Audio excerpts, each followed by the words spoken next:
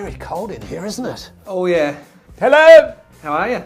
I'm good. I'm a little worried about you. Why? Well, I think because, I don't know, your energy seems a little down. Yeah, it is a little down. Is your energy a little down? Because you've just turned it on now, but you know, like when the lights and camera are not rolling, Yeah. is there anything? Well, I'll probably have to confess, I've got a hangover. It was my Bucks party on the weekend. So we're filming this Monday. Yes. When was your Bucks party? When did it finish or when did it start? Wow, that's quite the No, event. on Friday we went away for 2 nights. Had a house down in Blairgowrie. So you know, there's a lot of bullying goes on at Bucks parties. Really? Do tell what happened. Yeah, a lot of peer pressure. How many? Let's just get the context. How many chaps? Well, there was only about 10 of us. One of them, who was meant to stay for the 2 nights, got too pissed on the Friday night and pulled the pin and went home. And he was the main instigator of most of the antics that went on. What's his name? Fitzy, I know you're watching, and your brother too. Get into him. Yeah, Fitzy, shit. Lift your game and don't do half a job, son. We're doing a Q&A today. Q&A on episode 12 for us. Yes. I'm ready. You want to just I'm ready. jump straight into it? I want to show you something. I want to start a little thing. Show and tell thing before we jump in. Yeah. I want next episode for you to bring something that means a lot to you, that's probably a bit weird, or something that you love. Not Amy. Something that's a bit left of centre. And I get asked this question all the time. I'm going to drag it out of my pocket. All right. So people always ask me about books all the time, pretty much every day. What books do you recommend? What books do you read? Which of your books would be the best for me? And have you know, all the time. So this is my favourite ever all-time book. What is it? So this is called Strength and How to Obtain It. This was written in 1896, Tom. What is it, a weightlifting book? It's a book on, it's basically your forerunner, your pioneering, groundbreaking, how to get in shape, how to build muscle, how to be strong. It was written by a guy called Eugene Sandow. Oh, God. All right. So this is 120 years old. Legit. Like that's Real. Look at this. Look at this. Yeah, but you know these things, they can make things look old these days. And this one, signed. Oh, thank you. Wow. Oh, yeah, come on. So, I just want to read you a tiny bit. Yeah, all right. All right, good. This is the introduction. Go. 120 years ago this was written. In writing this book, I've taken it as commonplace that everyone, man, woman and child, wants to be strong. Without strength, and by strength I mean health, vitality and a general sense of physical well-being, life is but a gloomy business. Wealth, talent, ambition, the love and affection of friends, the pleasure derived from doing good to those about one, all these things may afford some consolation for being deprived of life's blessing, but they can never make up for it. Vitality. Can I just have this for 1 second? Yes. Because I think I've seen this guy before. Yeah. Stop it. Pretty sure they're seeing it too right now. Stop it. How good is that? That is amazing. Careful with that. Careful with that. Careful. Oh God, it's a bit raunchy in not, the book. It's not. It's hilarious. I love the advertising. The advertising on the back. Empire Cocoa. I wonder how long ago Empire Cocoa. 1 pound makes 250 cups. The drink, Tom, for athletes. Oh, coffee. The drink, cocoa. Oh, cocoa. Cacao. Cacao. No, cocoa. All right, carry on. Okay. Questions. Let's bash these out. A good one from Donna Cooper. Donna says, is it good to push through the pain barrier? Is the pain barrier just a state of mind we can untrain? Well, pain is it's relevant to the individual. It's subjective. So some people would say, because we all have a different pain threshold and we all have a different relationship with pain, some people might experience what for me is not very painful and for them it's very painful. Or vice versa. It's like when people first start working out in the gym. Oh, it hurts, it hurts, it hurts. For days and days and days. But even when they're going through the actual workout, because they're not used to that level of discomfort physically. Yeah. So pushing through, I mean, there's good and bad pain. And so I'm definitely not prescribing anything. Is it Donna? Donna, yeah. Donna, other than to say, just have an awareness of what's a good pain, as in I'm pushing myself, I'm getting uncomfortable, I'm stretching myself to adapt, stronger, leaner, all those things. But what I'm not doing is I'm not hurting myself. It's not bad pain. So there needs to be a level of discomfort or pain in order for change to happen if we're trying to progress, if we're trying to create a new and improved version of us physically. But you also need to be intelligent about how you manage pain. Running when you're clearly maybe, there's injury pain and then there's just good pain as in I'm feeling this and I'm uncomfortable. But so it's trying to differentiate between that. And usually if it's a bad pain, and obviously that's what we want to avoid. Yeah, because knowing what the difference is, because in my mind I go, I kind of know the good and bad pain, but how do I know that? Like, what do you... Because you see some stupid people in the gym lifting the heaviest possible weight and they tear their pec. Yeah. Of course, there was some warning signs along the way, but maybe it's just in their mind. It's probably a lot of trial and error as well. But also I think it's like if I'm stretching my hamstring because my 52-year-old hamstring is about as flexible as this table, you go, that's, but then if I say, Tommy, can you stretch my shoulder, and you're pulling back and I'm going, that's going to dislocate in about, that's a different thing where you can feel there's an unnatural, dangerous almost kind of stress or discomfort versus something which is just that, good. This is uncomfortable, but I know it's doing some good. It's not part of Donna's question, but for instance, say if you were doing weight training for one of the first times, which I did recently and it felt like I did it for the first time. Was that when we were up in the country? Yes. I was sore for days. So, but what about differentiating that kind of a pain? Because sometimes that can actually feel like you've injured yourself because you have torn your muscle fibres. Yeah. How do you kind of work that out? Like, have I gone too far? Yeah. So there's we call that DOMS, which is delayed onset muscle soreness, just an acronym. So that often means that a day or two after your workout that you're going to feel a little bit sore. And that's kind of normal. But again, like a really easy way to know whether or not it's probably just exercise soreness is if it's equal. So if both of your biceps are kind of sore and kind of the same, it's probably fine. If one's got no pain and one's, if it really, there's acute sharp pain versus, and again, remember, I'm not a doctor, but generally you'll find that that's, okay, and it reduces over time. So generally, first workout or two or three, fair bit of pain and discomfort, depending on what you're doing, of course. But, by the time you get into number 4, 5, 6, then generally the pain response is less. All right, let's move on. This is from Laurie. Now, Laurie says, why do I make a decision and then seemingly go out of my way to do everything possible not to achieve it? Oh, gee, I don't know, Laurie. I don't know why you do that. Why do we do that more broadly I think sometimes the decision that we make, they say that all the big decisions that we make, we're not talking about incidental ones, which socks will I wear today, will I have the cheeseburger or the lasagna. But sorry, I just made a real big decision today. These are really good socks. Wow. Really like snowboarding ones. Wow. My feet are really toasty. How dare I suggest that that's not a big decision. That was a decision. All right, for everyone except Tom. They say that the decisions, the big ones that we make are in an effort to avoid pain or gain pleasure. So we're always kind of moving away from something that scares us or we perceive to be painful or towards something positive. But I guess the initial making of the decision is easy, but the subsequent behaviour over the journey is not so easy. And part of, and I don't know about for you, Laurie, but for a lot of people, the in the moment stuff is what sabotages us. So for example, somebody says, Craig, I really want to lose weight. I really, really want to lose weight. I want to lose 30 kilograms. And they're serious and they mean it. And then they go out on, the next day they go out and nobody's around. They've had a bad morning and they're presented with the opportunity to eat a whole lot of junk that's bad for them. It's unhealthy, high fat, high sugar, but it tastes amazing. So that person, quite often the internal dialogue is something like, whether or not it's conscious, something like, I can eat all of this and it's going to taste fucking amazing. It's going to give me great joy and great pleasure. And I'll start tomorrow anyway. So I'll start tomorrow, it's all okay. And the reality is, if that person eats the food, what they get is instant gratification. But if they choose not to eat the food, they don't get instant weight loss, right?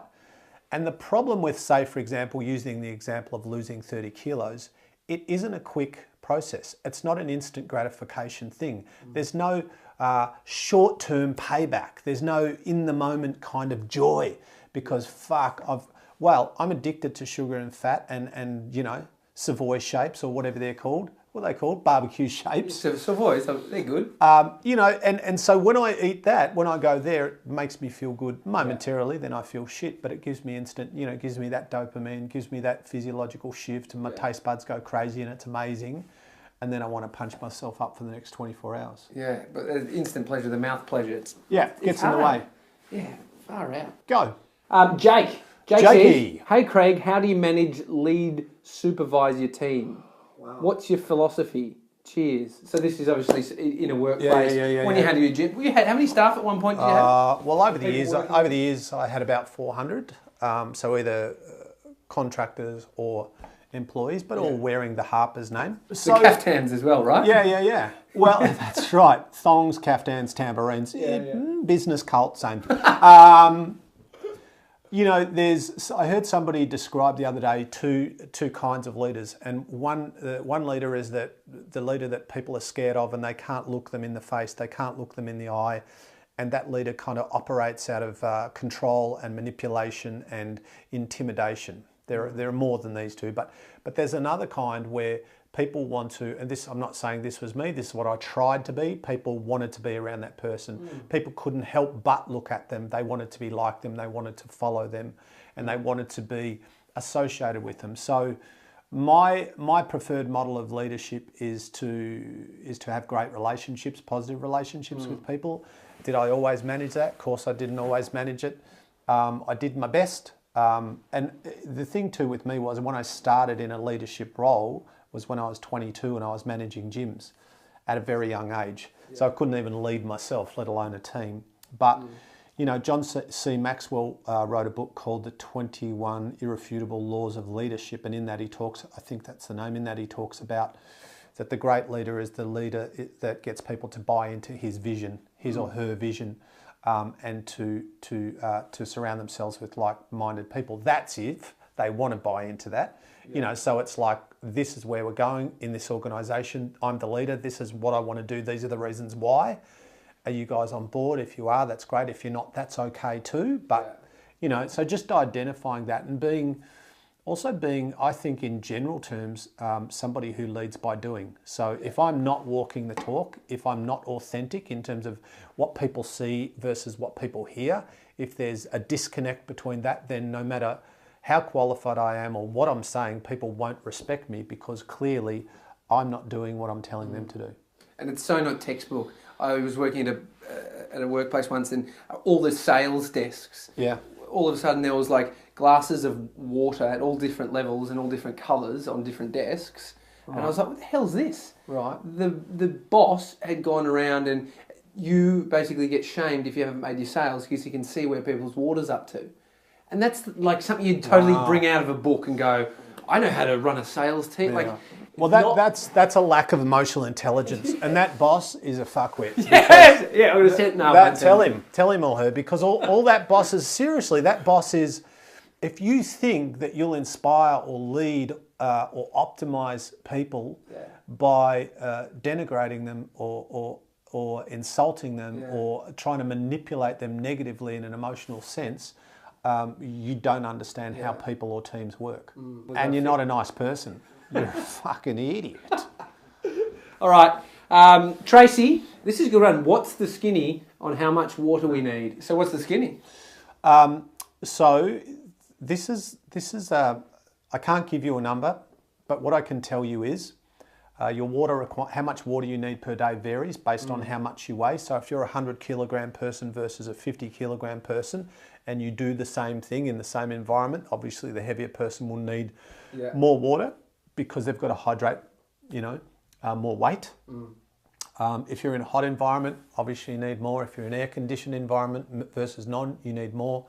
If you're active, so it varies. So one of the mistakes that people make is that they think there's an arbitrary number of how much water, how many cups, how many litres. 8 glasses, wasn't that? Yeah, so people, which is a ridiculous thing, it's like saying you need 3 litres of petrol per day for your car when you go, well, doesn't it depend on whether or not I'm driving a Honda Civic or I'm driving a V8 truck. Doesn't it matter whether or not I'm driving a lot or a little? Yeah. And so too with your body. So even the same person. So I might, like it's a cold day in Melbourne today and I'm not doing much. I'm not expending lots of energy. So I might need 2 litres of water today, but tomorrow I fly to Darwin and I'm busy all day. I'm all over the joint. It's hot. I'm sweating all day. I might need 6 litres of water tomorrow, and I'm the same human being. So it's environmental, it's situational, it's physiological in that, you know, how much I move.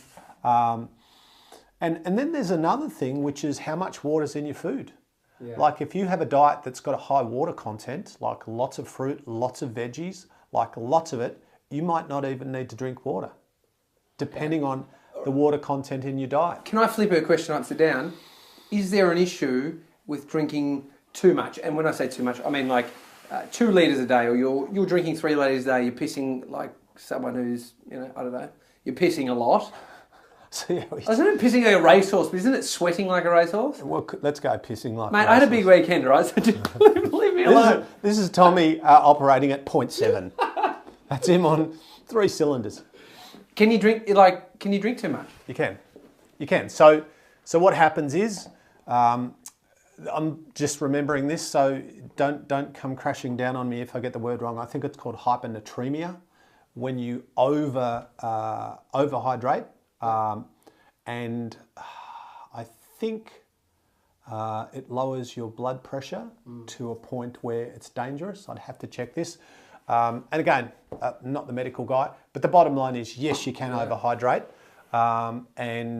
but you need to drink a lot. You need to drink a lot, and you're not going to accidentally. Well, you know, most people will never accidentally overhydrate, and you know, like we said last week, if you're constantly weeing and you don't have diabetes or some other medical reason for that, and then you're probably just drinking too much. Yeah, or drinking too many coffees and then drinking water. Because I wee a lot when I have a lot of coffees. Well, it's a diuretic. Caffeine's a diuretic, so it makes you wee. So it's you know, it's hard to get hydrated well when you have a lot of caffeine going into your system, because it creates a response to make you go wee. Next one. Okay, Miranda Price. Hi, Miranda. Miranda says, do you have your own coach and or trainer to ensure you are achieving and performing at your full capacity? If so, how often do you seek their advice and support? Do I have my own? I don't really, but I had people in my life over the years, and have had people and continue to have people in my life over the years who have been kind of sounding boards. I call, in my workshops, I don't know if you've heard this term, having unreasonable friends. Yeah. So I have a few unreasonable friends. So they're friends of mine, but they're also friends who will tell me exactly what they think about how I'm going, how I'm performing, what I'm doing. When was the last time they were unreasonable with you? Or they told you something you didn't want to hear? Well, just 10 minutes ago, we were upstairs here, and I asked your lovely partner, wife-to-be, in about 5 minutes, Amy, I said, can you proofread something for me? Yeah. And she read it, and she went, yeah, it's really good, except I don't think you need this sentence. Yeah. And I went, oh, well, and then I read it, and I went, no, you're right. You're right. So I think it's good for us to have people in our world that give us feedback that's constructive, and if it happens to be what we want to hear or not, it doesn't matter, because if we trust them and value their opinion, they can give us a level of perspective and objectivity about us that we can't get, because we are us. Having said that, I listen to, as you know, a lot of podcasts from people that, for me, they don't even know it, but they're mentors and teachers. So I listen to a lot of people via the internet and via that kind of resource podcast, and I even watch some shows where I get constantly fed stuff that stimulates my brain and constantly challenged, because sometimes I hear things I don't want to hear, sometimes I hear things which are at odds with what I currently believe. Sometimes I hear things that are a little over my head, and I've got to go back, replay, look it up, try to deconstruct it for myself so that I can get it, so that I can then explain that.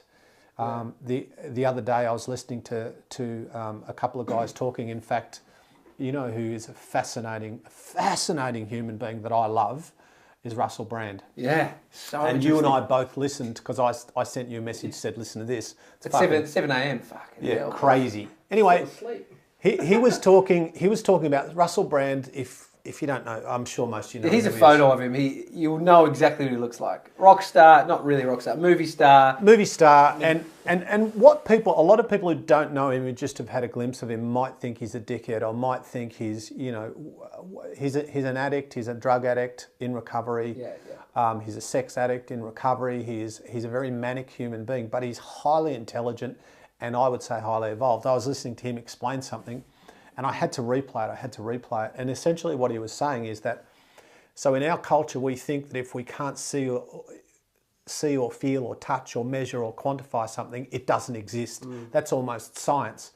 But then there's a lot of stuff going on all the time that we just don't necessarily have the resources or the tools to be able to perceive what's going on. So for us, it doesn't exist. So an example of that is, you know, how dogs can hear at a different level or octave or pitch to us. Yeah. So if somebody blows a whistle, you and I don't hear it, but a dog will hear it, right?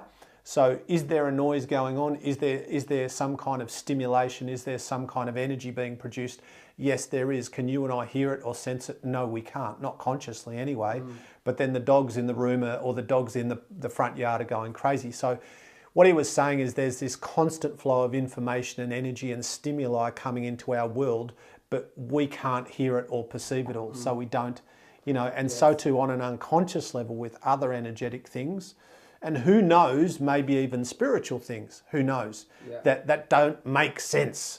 And so we go, oh, that's bullshit, you know, and we tell ourselves these stories about what we believe and why. And this is coming from a bloke who is a scientist or has a science degree and has worked in a scientific sense. I have to say that I don't know what there is. Like I don't know what I know. I know probably less than 1% of what there is to know. Probably less than 1%, 0.1%. But I think we get very arrogant. I know I've waffled, but we get very arrogant about how things are and how things aren't. And what we really do is we kind of figure out what's comfortable for us.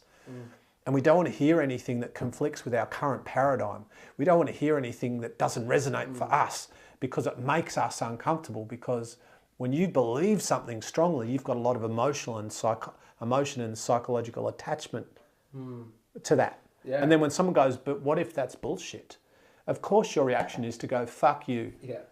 You know, fuck you. But the truth is, I'm constantly wrong about things. I could be wrong about this. Most likely. No.